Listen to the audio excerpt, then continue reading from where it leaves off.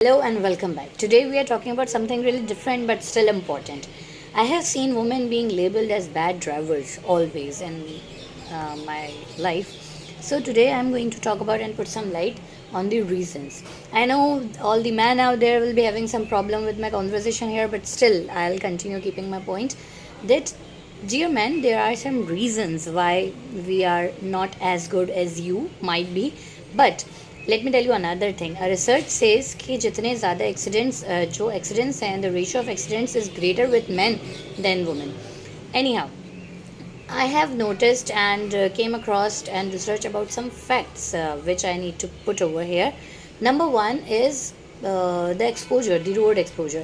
जब कोई बच्चा 10, 11, 12 साल का होता है तो वो साइकिल लेके रोड पे निकल जाता है, या जब वो 18 साल का होता है या 20 साल का होता है तो वो बाइक लेके रोड पे निकल जाता है. और दिस वे उसको एक बहुत अच्छा एक्सपोजर मिलता है रोड का, about the road sense, about the road language, about the science and everything.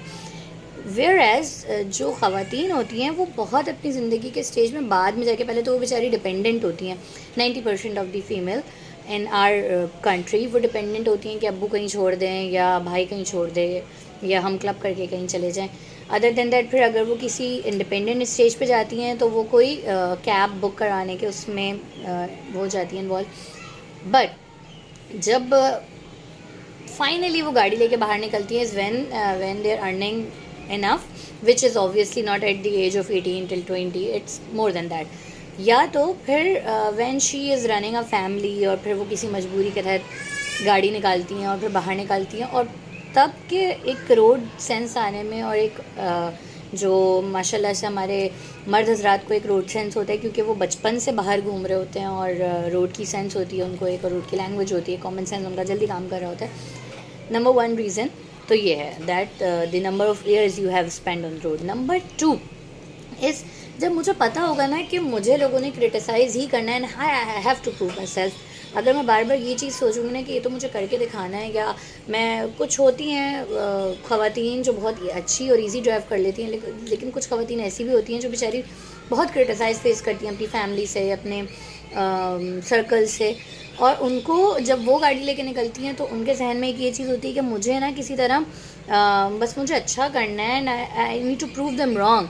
ये एक back of the mind, not in the conscious mind, एक अनकॉन्शियस माइंड में उनके एक ही बैटल चल रही होती है, जिसकी वजह से भी sometimes they end up taking wrong decision or making blunders.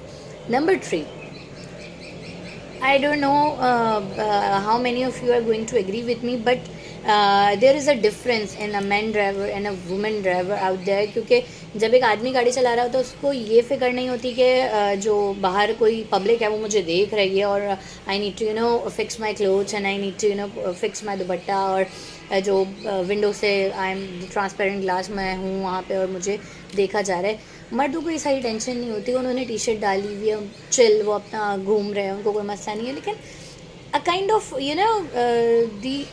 a kind of harassment she feels, you believe me or not, a woman feels a kind of harassment when she is moving. कोई abusive word भी वो सुन लें तो उनको थोड़ा सा time लगता है कोप अप करने में. एंड अदर देन दैट, अगर कोई उनको देख रहा है, सो अ वुमेन कैन फील, जब उनको कोई देख रहा होता है तो वो एक अनकम्फर्टेबल एक जो कंडीशन और एक जो फीलिंग होती है ना, वो मर्द हजरात को नहीं फेस करनी पड़ती, I think. And don't think that these all are the lame excuses that I'm putting in favor of the women, but these all are facts.